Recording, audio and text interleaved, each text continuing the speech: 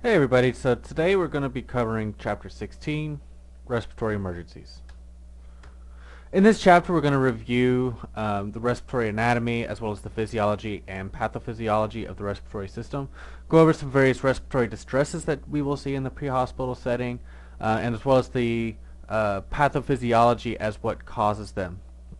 And we'll also go more in depth into what a meter dose inhaler, a small volume nebulizer is, as well as how to use them.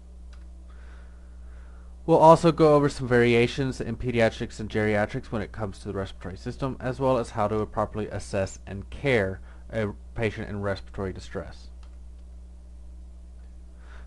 When a patient goes into respiratory distress, it is a very frightening condition and can potentially be life-threatening. It's frightening for the patient because how would you feel if you would not be able to breathe? So during this lesson, we'll learn about how to assess and care for these patients suffering from a variety of respiratory distresses and being able to identify who needs immediate intervention based off of the signs and symptoms that they are presenting with. Alright, your respiratory system consists of three different functions. You have the upper airway, the lower airway, and your lungs. There are certain findings that we will see in patients who are breathing adequately, such as an open airway. A normal respiratory rate for an adult would be between 12 to 20 breaths per minute. What would it be for a, let's say, a child patient? Okay, it depends on the age of the patient. So for a, pulling an age out of the hat, an 8-year-old, it might be towards that 24, 26 times per minute.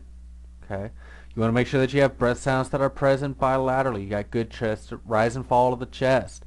Patient's fully alert and oriented. They have good muscle tone. Pulse ox reading greater than 94%.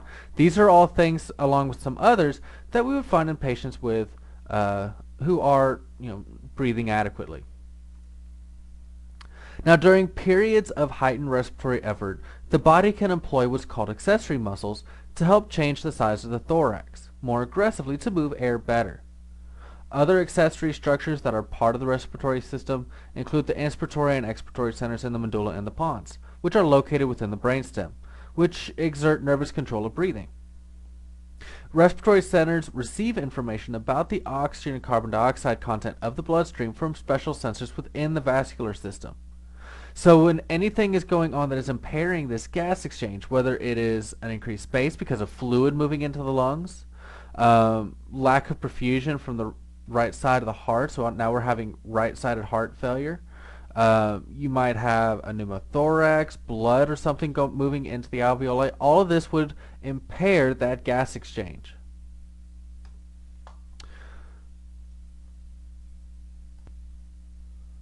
Sorry about that. So when we go to assess breath sounds, you do a skill called auscultation, where we are listening to our patient's breath sounds through the usage of a stethoscope. It is important to auscultate in an appropriate fashion to make sure that you are achieving the most accurate breath sounds. So you want your patient sitting upright and use the diaphragm of the stethoscope over bare skin. You want to place your stethoscope on the patient's skin with the patient in a sitting position and listen in each place for an inhalation and exhalation so that we can hear what breath sounds are present during its respective portion. And then compare each location to its mirror location on the other side, so right to left, as well as anterior and posterior as well. When we assessing, you want to assess for any abnormal breath sounds, such as wheezing, rhonchi, or crackles. Wheezing is a high-pitched, whistling sound that is best heard initially during exhalation, but during more severe-ish cases can be heard during inhalation. Wheezing is an indication of swelling and constriction of the inner lining of the lower airways, primarily within the bronchioles. Wheezing that is diffuse or heard over all the lung fields is a primary indication for the administration of a beta-2 agonist medication. Wheezing is usually heard in patients with asthma, emphysema, bronchitis, or some other breathing disorders.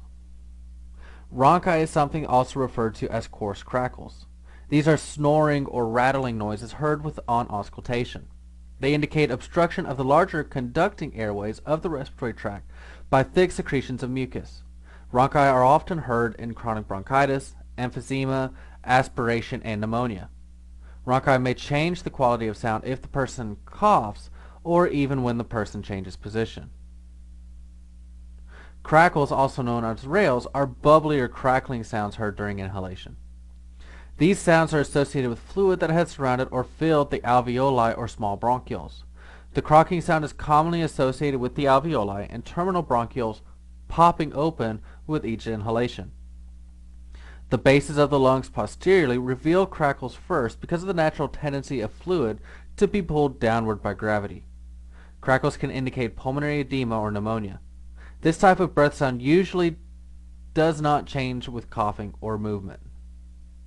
So remember, if you hear crackles in the upper airway, that's your rhonchi. In the lower, it is crackles or rales.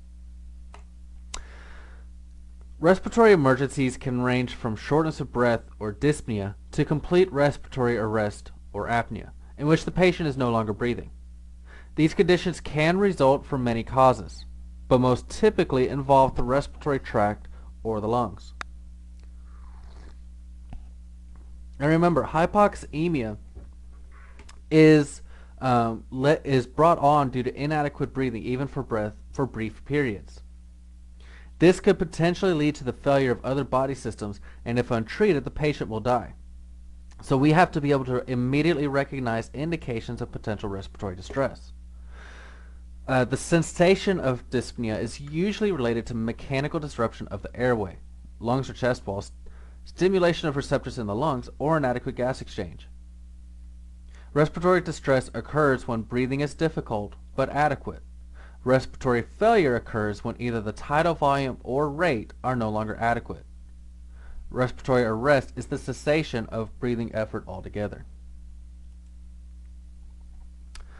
Now, the following findings also commonly occur in patients with respiratory distress, such as restlessness, pale, cool, clammy skin, which would be an early finding, or cyanosis, or that blue-gray color within the skin in the later stages. An abnormal respiratory pattern, or an abnormal breath sound. Difficulty or inability of the patient to speak. Tachycardia or bradycardia. Altered mental status. With altered mental status, anxiety and confusion would be an early finding in patients that are going through respiratory distress. In the later findings, aggressive behavior and sleepiness would be that later finding.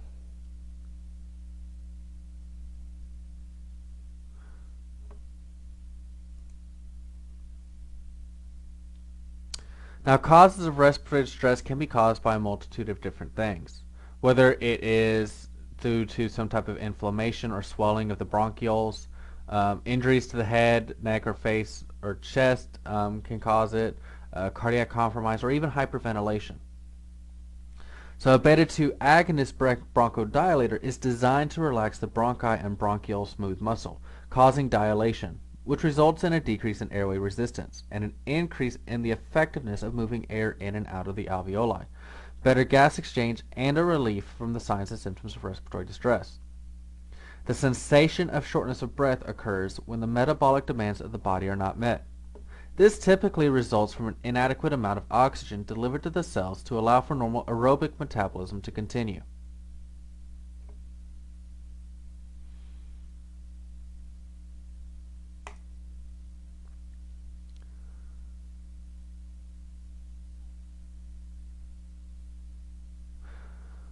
Now, the causes of respiratory distress, as I say, can be caused by a multitude of different things, such as abdominal conditions, such as trauma to the abdomen pushing pressure onto the diaphragm, mechanical disruption to the airway, lung, or chest wall that prevents effective mechanical ventilation, such as some type of airway obstruction or chest muscle weakness, neuromuscular diseases. Stimulation of receptors in the lungs, such as asthma, pneumonia, congestive heart failure, all produce a sensation could produce a sensation of shortness of breath due to stimulation of these receptors.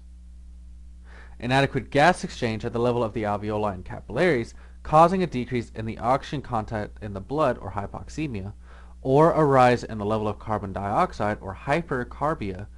This can occur because of any of the following conditions, such as a ventilation disturbance, perfusion disturbance, or both a ventilation and a perfusion disturbance in the lungs, or a gas exchange disturbance from an increased amount of interstitial fluid in and around the alveoli.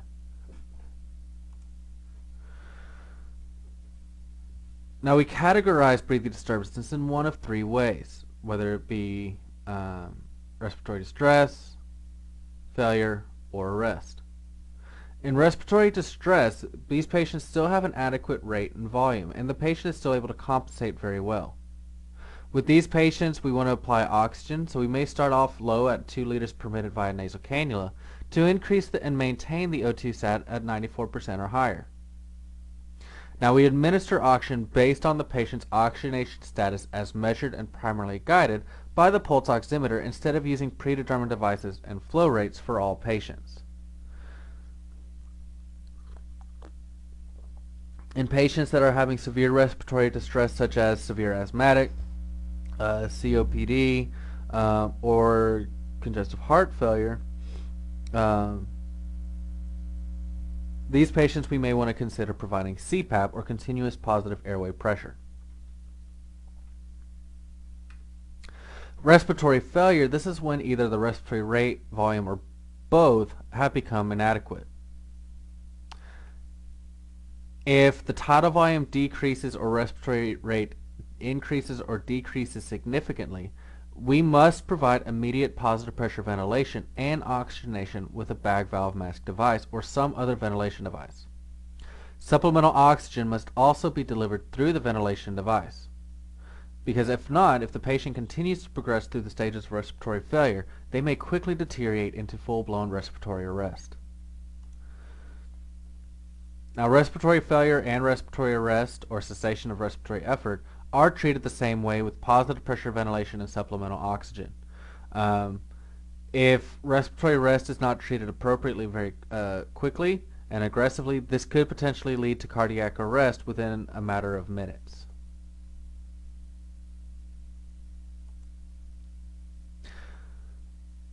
Now, there are many causes of respiratory distress, but assessment and basic care of it is all the same. Such as emphysema. With these patients, the complaint of shortness of breath progresses as the disease worsens. At the beginning, it may be, they're breathing 20 times a minute. But once it gets to terminal emphysema or the terminal stages of COPD, these patients are usually breathing about 30 plus times per minute. They're on high flow, they're on oxygen continuously. They're having various, not only respiratory issues, but they're also having some physiological changes as well. Thin appearance from weight loss and muscle wasting is associated with a reduction in cardiac output and the high energy demands of the respiratory muscles required for breathing. The loss of lung elasticity and trapping of air cause the chest to increase in diameter, which produces a barrel chest appearance typical with this disease. The emphysema patient compensates for the disease process by hyperventilating. They'll also start developing a way to keep that pressure within their lungs, which is called the physiological PEEP. So if you try to blow and you keep your lips pursed together while exhaling, you're actually forcing pressure to stay within your lungs, and you're keeping those alveoli open. Signs and symptoms of emphysema can include a multitude of different things, which you're going to see in a lot of other respiratory distress symptoms, such as feeling anxious but they're alert and oriented. You're going to see them using various accessory muscles. They might have a thin barrel chest appearance, coughing but with little sputum. You might have wheezing and rhonchi and auscultation, tachypnea and tachycardia. They may be diaphoretic. And you will also find that they may be on home oxygen, and you will also find them in what's called the tripod position. In this position, let me get my pointer, the patient will be leaning forward, and what they're doing is they're using gravity to help them expand their lungs as much as they can.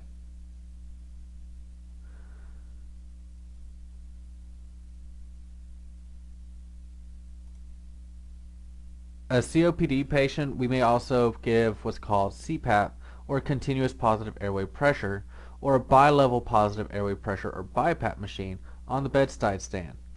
Or they may be on it, or we may put it on them, which the patient uses with a mask applied over the nose to assist in keeping airway passages open and providing adequate oxygenation.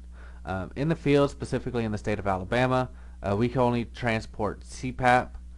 There are certain states where you can transport BiPAP machines, but generally within our state, as far as in our surrounding areas, most services only carry CPAP capabilities.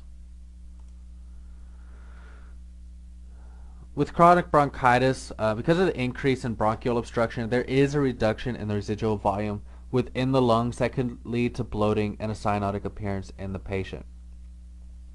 With these patients, most time they're also tend to be smokers. You have thickening of the bronchi and bronchial lining, which is what's obstructing the upper airway. Normally, the alveoli remain unaffected by the disease, so when they're not having a bronchitis attack, when they're okay, they're fine. But it's when the bronchitis flares up is when they actually produce having shortness of breath. Now, just because you are diagnosed with bronchitis once does not mean that you are going to be diagnosed with chronic bronchitis. Generally, those that are diagnosed with chronic bronchitis or COPD are those that are having bronchitis on a yearly basis around the same time of the year. Is when they will diagnose them with chronic bronchitis. You want to assess your patient. These patients will typically have a productive cough. They'll be spitting up possibly a yellowish, brownish sputum. Typically, they'll be overweight, potentially with prominent peripheral edema.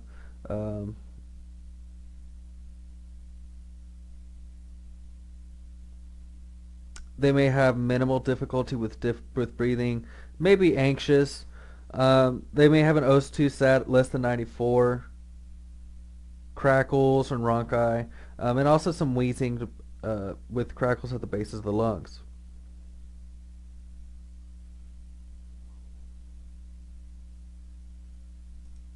Care for these patients, it's the same as with emphysema. You want to make sure that you are able to maintain a patent airway, your patient's breathing comfortably. You also want to try to keep them in a position of comfort. Keep them sitting up. Apply them on oxygen. Keep in mind that COPD patients can develop a hypoxic drive. So ask them, what do you know what your O2 sat normally sits? If they say their oxygen saturation is usually at about 88-90%, maintain it there with these patients. Because the hypoxic drive can signal the COPD patient to actually stop breathing if their oxygen levels are too elevated from supplemental oxygen. Now, this is rare for us within the pre-hospital setting, so it's not a huge concern. So if you get their oxygen saturation up to 95-96%, we're not having to worry about it initially. This is more for down the 2-3 days of being on high flow oxygen that could potentially cause it. Now, if they do stop breathing, we have a bag valve mask. We can provide positive pressure ventilation with supplemental oxygen if they stop breathing.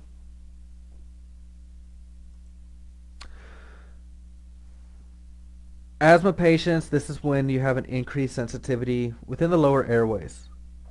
Asthma patients usually suffer acute, irregular, periodic attacks, but between the attacks, they usually have either little to no signs or symptoms. Acute severe asthma does not respond to either oxygen or medication therapy with bronchodilators and steroids. This is considered a true medical emergency, and these patients require immediate and rapid transport to the hospital.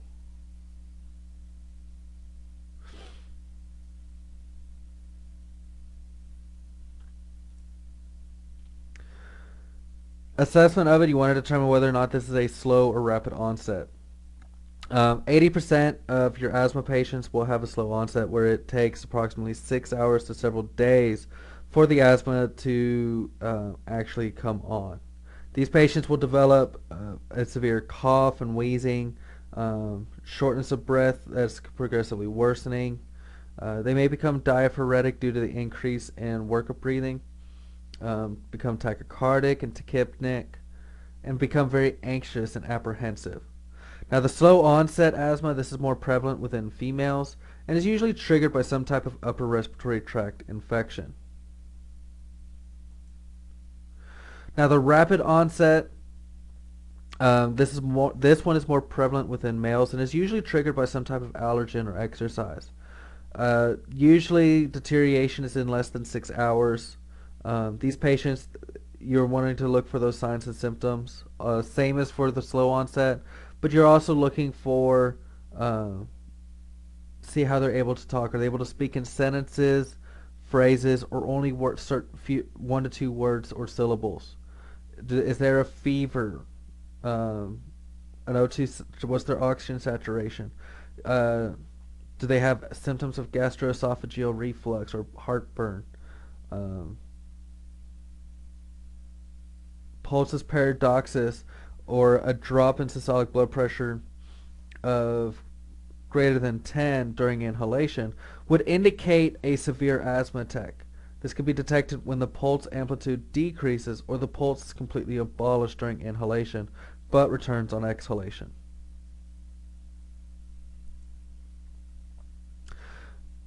If you want to make sure that you do a proper assessment of the asthma patient, if it's a rapid onset, if not treated appropriately, it is more likely to result in death than that slow onset.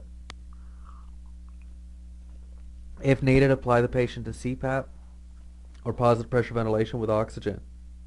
Look for those indicators of a critical asthma attack patient. They're sitting in that upright tripod position. They have 1 to 2 word dyspnea, but that pulsus paradoxus, and wheezing is absent due to severe bronchial obstruction with minimal airflow within the lungs. Care for these patients, go through primary assessment, consider giving them a albuterol treatment. If they have one, you can consider giving them a nebulized treatment with medical directions approval. Now, keep in mind that if a patient's symptoms have occurred over several hours, you should be prepared for this patient to develop respiratory failure or even respiratory arrest. However, patient symptoms that have progressively deteriorated over several days are less likely to develop respiratory failure and respiratory arrest. Now, what was the one that we discussed that if it does not respond to any kind of beta-2 agonist or steroid treatment, it is a true life-threatening? Right, status asthmaticus, or that severe acute asthma attack. All right. Pneumonia, this is a infectious disease that is caught within the lower respiratory tract. These patients, they're going to have issues with ventilation as well as perfusion due to fluid or pus filling up the alveoli. These patients, when you go in to assess them, they're going to have fever, maybe not within the elderly, depending on any medications they may be taking. Chest pain that hurts more when they breathe deeply. They're going to feel sick and have, they're going to have that general ill appearance to them. When you go to auscultate, they're going to have some crackles, maybe some localized wheezing and rhonchi upon auscultation. Diaphoresis, cyanosis. They may have some decreased chest wall movement and splinting of the thorax, depending on the pain.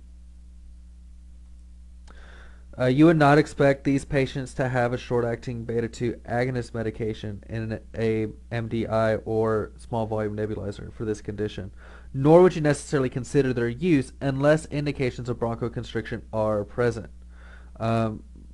Most part, they're going to be treated symptomatically. You want to try to maintain an O2 sat of 94%. And if needed, you can consider placing the patient on CPAP. Alright guys, we're going to take a break here. When we come back, we will pick up with, let's see, what's my next slide?